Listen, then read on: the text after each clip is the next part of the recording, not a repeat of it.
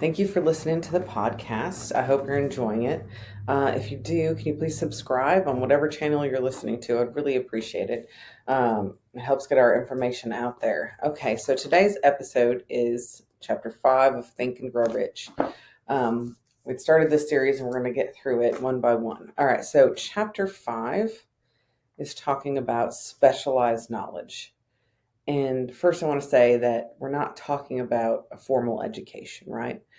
Some of the people in Napoleon Hill's time with the most specialized knowledge had very little education, but still made it, are still big names today. Like, Henry Ford had very little education, built Ford.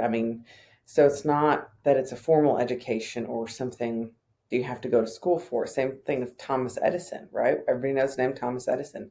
He literally had 3 months of schooling, formal schooling, his entire educational career. So it's not a formal education that we're talking about here. We're talking about what are you good at? What do you like to do? And knowing what to do is not enough. You have to put a plan together to take your specialized knowledge and make it an action, right? And so really the best example I know is my specialized knowledge, right? And I really was thrown into it out of necessity, right? So I started the law firm because we had to collect our money because we own a material supply house, and so I had to figure out how to collect our money and really get into construction law from that perspective. It's not somewhere that I was planning on heading. I just kind of got there out of necessity, and because we're doing it for my money, for our money, I got really good at it, right?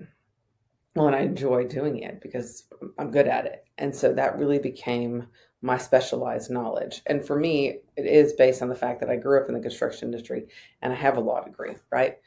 But it doesn't have to be. So finding out what you know the most about, what you're passionate about, what you love to do, right? Like when I go to work every day to help people, I don't feel like I'm going to work. I love coming to work and, finding solutions to problems. That's what I do. I'm a problem solver at the end of the day.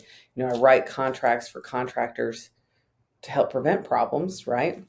I help contractors who are not paid get paid, filing liens and sending notices and filing lawsuits. I help contractors who are sued for bad work defend themselves. Um, all of this became by very specialized. I knew how to do all the things, and lots of lawyers know how to do these things. What makes it different for us, right? So one of the things that makes it different in putting a plan in place that really works for the firm and for the client is really, what does the client need? I'm looking at everything from the client perspective. So like my contract drafting services, you hire us.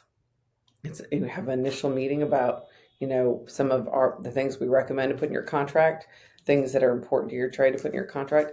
And then within 5 business days, you have a draft of that contract.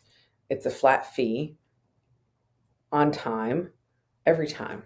And so really taking my specialized knowledge and putting it into action, right? So my specialized knowledge of knowing how to draft contracts for the construction industry, my specialized knowledge of knowing how to collect money in the industry, right? I also do that on a flat fee with continuous updates telling you what's going on. So I've taken what I know, what I learned, because I had to learn it, and made it into an operation, right? And I think that's what Napoleon Hill is talking about here, right? And even like he was Napoleon Hill was hired by Andrew Carnegie to interview all of the multimillionaires of their time and get down all of their thoughts or reasons that made them different and how they become so famous and so rich. And even Carnegie, who was the founder of the steel industry, didn't know that much about steel, but he knew how to run a business, right? And he had these principles that I'm teaching you to help him go farther. And one of these things is a specialized knowledge in what it is that you enjoy, right? And it could be, you grew up in the landscape industry, so you know how to run a landscaping business, or you know how to make things grow. I do not know how to make things grow. So I have to hire people to make things grow because I kill things, right? Or maybe it's painting. You grew up in the painting industry, you know how to paint, you know how to do a good job, right? Find that thing that you enjoy doing and are really good at. And that's the thing usually too, is that it comes so easy to you. You think it comes that easy to everybody else, and it really doesn't. I used to think that too. Like everybody can write a construction contract. No, it turns out they can't. It turns out it's kind of what I'm good at.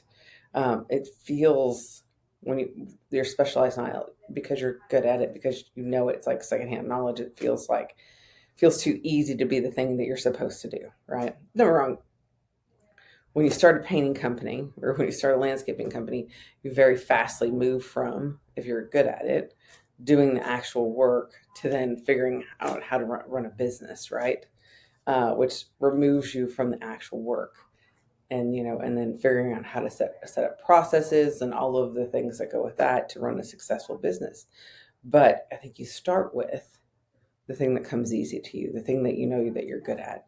And it doesn't matter if there's somebody else doing it.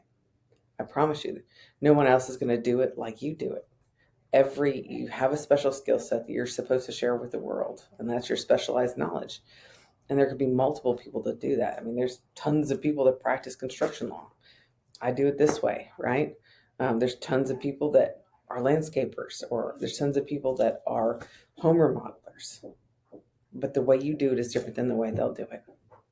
And that's exciting and scary, but it also gives you your brand and what you're meant to do. And that's what you're supposed to be doing. So if you haven't figured it out yet, take some time, think about what you enjoy doing, what just comes to you naturally, what you're naturally good at.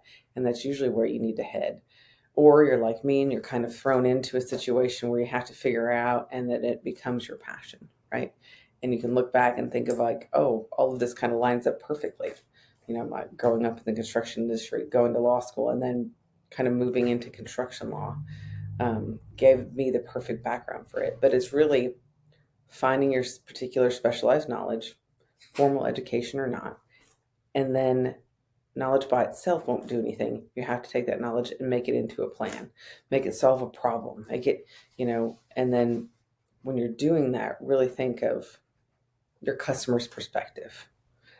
What would the customer want? What would they want to know? How would they want the project to run? Think of it from, their side, and then try to create a system that keeps producing awesome results over and over and over again. Because the knowledge by itself is not enough. So, all right. So that's chapter 5 and Think and Grow Rich. And we will move on to chapter 6 next time. All right, guys. Thanks.